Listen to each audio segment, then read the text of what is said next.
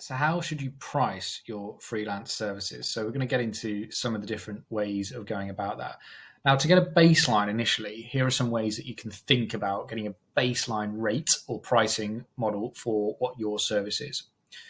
So you can think about your employment role. If you came from as an employee, you can calculate what you were paid in that role. And now that you're freelance, try to get a bit of a marker for a rate on that. And obviously, you need to consider things like the fact that you're not getting a pension anymore. There was holiday pay, sick pay included. So that's where there's going to be a differentiation between what you're getting paid as an employee to what you can get paid as a freelancer. So that's a bit of a useful start for baseline. You can also look at some competitors in your area of service and sector, etc. What are they charging? That'll give you a bit of a ballpark, particularly if you can align with ones who have similar experience, expertise, skill sets, worked on similar projects to you. That can give you a bit of an understanding. Also think about the alternatives for the client. So the clients that you would want to work with, what are their other options than working with you as a freelancer? Maybe it's bringing somebody in-house. Maybe it's working with an agency. Maybe it's doing that work themselves, which could be a significant time investment on their part, which they may not have or the experience. So that can be something to think about, is what are the alternative options and what are the costs to the client for that as well. And also think about the value add of your service. So if a client is in position A and they want to get to position B and your service is what's going to help them get there, what is the value of that? And that's when you can start to calculate the value of your service. So this moves on to some of the pricing models that you can use to bill for your time and services. So the first one is, of course, time. This is the easiest way, and sometimes not a bad way to get started, even though I don't believe it is the best way to price your services. This can be an hourly rate or a day rate, and you can say to X prospects, okay, this project's going to take this amount of time, this is my rate, and I will bill you on completion of that project. So it's a very simple way of pricing yourself. You can get a rate that you're comfortable with, that works for you, so that you're working a significant amount of hours in the week. And when you combine that by your rate, obviously it makes sense for you to be a viable business. It's my least favorite way because it gets you away from freedom. Freedom is obviously one of the main ways, or I say obviously, but it is one of the main ways that people go freelance. Surveys have shown that's often the main driver for going freelance is for freedom, and you can lose freedom by billing on this way, particularly if you commit to certain times. So not only an hourly rate, but you say I'm working for this client between these hours, and that's communicated to them. You may have your own schedule, of course, but if they expect you to be working at X time, you're really starting to lose some of that freedom. But not a bad way to get started. So one of the other ways is about project-based, and this can work well depending on what your service is. So let's say you're a web developer, web designer, for example. Now, you will be tasked with a project to complete a website, and you can obviously put a fee for that. This works quite well because you get away from the timing element. So you may be particularly proficient at a certain project, so you can charge X amount because it's worth that, but you'll only be spending Y time because you've been doing it again and again and again. So you've managed to optimize your speed for delivering such a service. And that can be quite effective then because, again, the client shouldn't be concerned with the amount of time, it's the outcome. They want a website of a certain standard to do whatever it might be.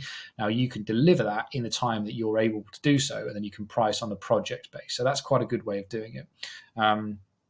One of the dangers with this is that if there becomes some complications or there are various amends and variations, and this may be out of your control, it could be on the type of client that you work with, that's when you can start to squeeze into this margin, if you like, of where you have the time and the project. Where if you start to spend more and more time, of course, the value of that time when you calculate it on the project itself can come down. So you might want to think about things like having a limited number of variations as part of the agreement, or that you have move on to an hourly rate. So it's project based, but then if there's variations beyond, then you go on to an hourly or day rate for that. So you can sort of blend the two if you like. Now, the next method is one of my favorite methods, is the retainer method. Again, not always easy depending on the service you offer, but let's say you're a copywriter, for example, and the client is paying for you to write X amount of blogs. So you can move that onto a retainer model very easily and say, I'll provide 4 blogs for you in the month, and this is the fee for that. The beauty of it is that you get away from the time constraints, as I mentioned earlier, because you can write those 4 blogs whenever you want. There's obviously a deadline, but the time that you do that doesn't matter as long as you achieve the deadline. So you can work at the hours that suit you to create content, which is great. And you can also have some predictability, some sustainable growth that you can measure for your business, because you can say, I have this retainer, I've added this retainer, and now your monthly recurring revenue is looking like X. And if you add on a new project, it becomes Y. It's nice and easy for the client to manage as well, very straightforward. Everyone knows where they stand. You bill them at the end of every month or however you're going to do it, and then you get paid for the services that you provide during that period. So I love this model, very, very effective, and can work well. The final one is a performance-based model. So this is where if we go back to thinking the client is in position A and they want to get to B and you are the bridge to get there, what is the value of that? Now, if you can calculate in a way that makes sense to you and the client the value of that, you can then start to charge on a performance-based model. So if you're a marketer, it could be on the number of leads that you provide them. If you're working on an e-commerce site, it could be the number of sales of products that come through that site, for example. So again, it depends on your service and offering, but you can have a performance-based model. What you want to do to make this work is to have a big upside, and very transparent in terms of explaining that to the client is that, you might have a base rate. So you can blend these pricing models by having a base rate for your time, but then having a performance upside. So if you achieve X% in sales or revenue or growth, whatever it is, that you get a percentage of that. Now, hopefully you get to a point where actually it's great for you and it's very good for the client, because they look at it and say, well, if we were to achieve that, we're very pleased to give you X% because actually we're going to be, successful anyway.